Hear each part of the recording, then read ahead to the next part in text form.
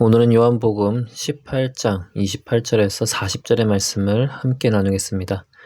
말씀을 봉독하겠습니다.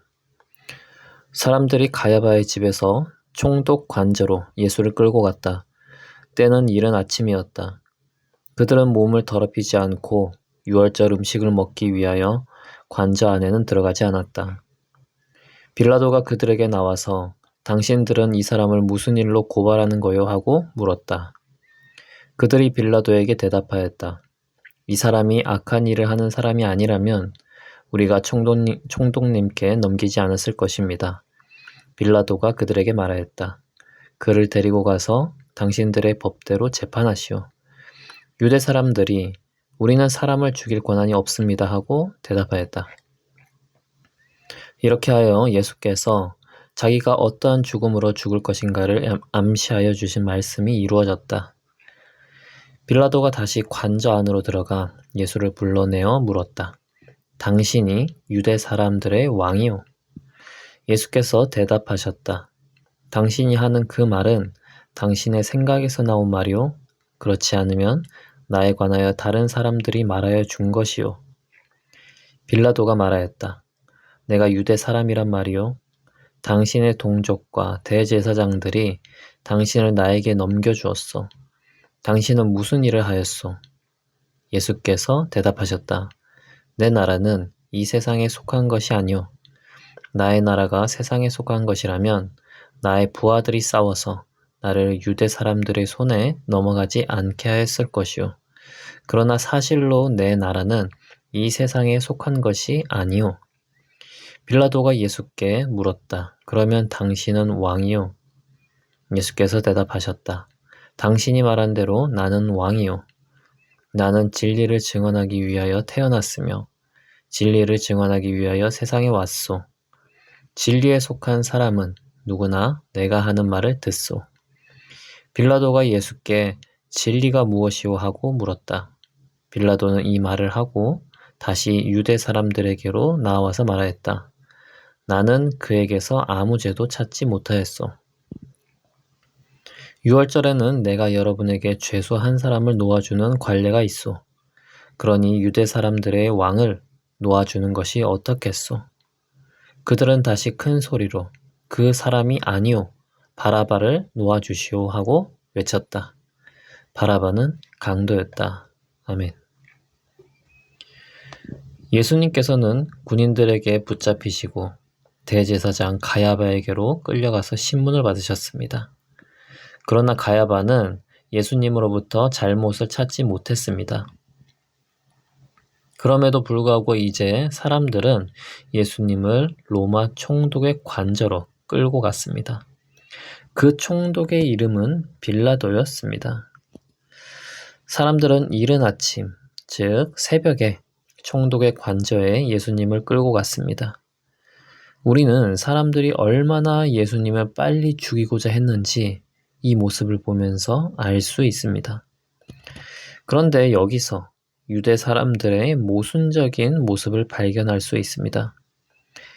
그들이 몸을 더럽히지 않고 유월절 음식을 먹기 위해 총독의 관저에 들어가지 않은 것입니다. 유월절에는 음식을 정결한 자만 먹을 수 있었는데 이방인의 집에 들어가면 부정하게 되니까 들어가지 않은 것입니다. 부정하게 되면 씻고 하루가 지나야 정하게 된다고 보았습니다. 그러니까 유월절이 하루도 채 남지 않았기 때문에 그들은 이방인의 집에 들어가지 않은 것입니다. 이들의 모습을 보면은 의식법은 열심히 지키지만 그것보다 더 중요한 생명을 소중하게 여기라는 법은 소홀히 여기고 있는 것을 볼 수 있습니다. 이방인의 집에 들어가는 것은 안 되지만은 사람을 잡아 죽이는 것은 된다고 이들은 여기고 있는 것입니다. 그러니까 예수님께서는 이런 자들에게 하루살이는 걸러내면서 낙타는 삼킨다고 가르쳤던 것입니다. 당시 유대인들이 얼마나 형식적이고 추악한 신앙생활을 하고 있었는지 볼 수 있는 부분입니다.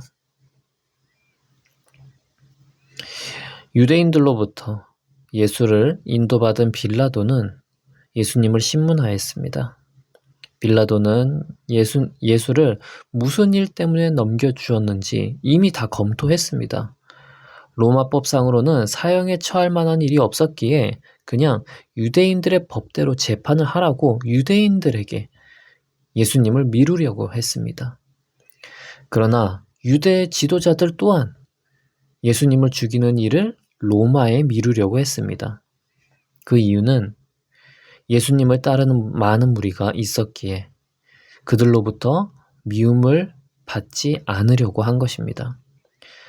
마치 로마법상 예수님이 잘못이 있어서 사형을 받아야 되는 것처럼 그렇게 여겨지도록 한 것입니다. 그래서 로마의 가장 극형인 십자가형을 받도록 한 것입니다. 그런데 이마저도 말씀이 이루어지는 일이었습니다. 만약 유대인들에게서 예수님께서 죽었다면 돌에 맞아서 죽었을 것입니다. 스데반 집사가 유대인들에게 복음을 전하다가 돌에 맞아 죽었습니다. 예수님도 유대인들에게 죽었다면 그렇게 죽었을 것입니다. 그런데 예수님께서는 그렇게 죽지 않으시고 로마의 법 집행에 따라서 십자가에 달려 죽었습니다. 요한복음 12장 32절에서 예수님께서는 내가 땅에서 들려서 올라갈 때 나는 모든 사람들을 내게로 이끌어 올 것이라고 말씀하셨습니다. 즉 예수님께서는 땅에서 들려서 죽을 것을 예언하셨습니다. 그리고 요한복음 3장 14절에서도 모세가 광야에서 뱀을 든 것 같이 인자도 들려야 한다고 말씀하셨습니다. 모세가 광야에서 병에 걸린 이스라엘 백성들을 위해서 하나님의 말씀대로 노뱀을 장대에 설치한 것처럼 예수님도 매달려서 죽을 것이라는 것을 예언하신 것입니다. 겉으로 보면 유대 지도자들과 유대 사람들의 악함으로 인해 예수님이 로마의 처형을 당하고 십자가에 달려 죽는 것처럼 보였지만 사실 이 모든 것마저 하나님의 일하심 안에 있었다는 것을 우리는 알 수 있습니다. 그러므로 예수님께서 죽으신 것은 하나님의 인도함 아래에서 이루어진 일이며 이것을 예수님께서도 이미 알고 있었으나 이 일을 감당하신 것입니다. 유대인들은 예수님을 여러 가지 죄목을 들어서 고소했습니다. 누가복음 23장 2절에 보면 민족을 선동했고 황제에게 세금 바치는 것을 반대했으며 자칭 왕이라고 했다고 나옵니다. 즉 로마의 정치를 불안정하게 하고 로마를 뒤엎으려는 자로 예수님을 몰아세웠던 것입니다. 그러나 실제로 빌라도는 예수님을 신문하면서 그런 것을 느끼지 못했습니다. 예수님께서는 왕이지만 세상에 속한 왕이 아니라고 하셨고 진리를 증언하였을 뿐이라고 하셨습니다. 그러므로 빌라도는 이 일이 로마의 위협이 되기보다 유대인들의 종교적인 문제로 판단을 했고 죄를 찾지 못했다고 선언했습니다. 요한복음에서는 빌라도가 거듭하여 예수님에게서 죄를 찾지 못했다는 것을 언급합니다. 이를 통해서 예수님이 죄가 없으신 분이라는 것을 계속 부각해서 보여주고 있습니다. 이렇게 로마의 통치자가 보기에도 예수님께서는 죄가 없으신 분이었습니다. 그런데 더 기가 막힌 일이 벌어집니다. 빌라도가 유월절에 사람을 놓아주는 관례를 들어 예수를 놓아주려고 하자 유대 사람들은 예수가 아니라 바라바를 놓아달라고 외쳤습니다. 예수님은 생명을 살리고 구원하는 그리스도였으나 바라바는 폭동을 일으키며 다른 사람을 죽이기까지 했던 강도였습니다. 그런데 바라바를 놓아주고 예수님을 잡아 죽이라고 사람들이 외쳤던 것입니다. 예수님께서는 사람을 죽인 일이 없으셨습니다. 오히려 죽은 자를 살리시고 병자들을 치유해 주셨습니다. 극명히 드러나는 죄인과 비교되면서 오히려 예수님께서는 강도보다 더 나쁜 자로 전락했습니다. 이렇게 죄인들은 의에 대해서 제대로 판단조차 할 수 없었습니다. 이렇게 예수님께서는 모순적이며 제대로 된 판단을 할 수 없는 자들에 의해서 죽으셨습니다. 예수님이 사형 선고를 받는 과정을 보면 너무나 불합리합니다. 그러나 예수님께서는 이 모든 일을 감당하셨습니다. 예수님께서는 분명히 죄가 없으셨으나 죽으신 것입니다. 예수님께서 이렇게 무죄하셨기에 우리는 그가 우리의 죄를 등에 지고 죽으신 것을 깨달을 수 있습니다. 사람들의 미움과 탐욕으로 인해서 예수님께서는 죽으신 것이고 그 사람들 안에 우리도 포함이 됩니다.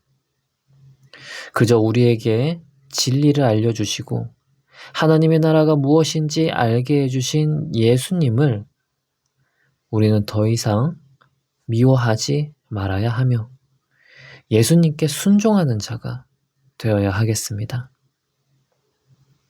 기도하겠습니다. 하나님 아버지, 주님께서는 무죄하심에도 우리의 죄를 짊어지셨습니다. 우리에게 구원을 주시기 위해서 그 일을 감당하셨습니다.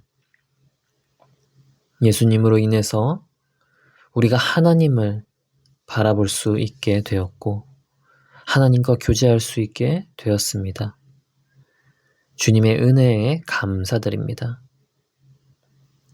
그 감사한 마음으로 우리가 예수님께 더 나아가고 순종하는 자가 되게 인도하여 주시옵소서. 예수님의 이름으로 기도합니다. 아멘.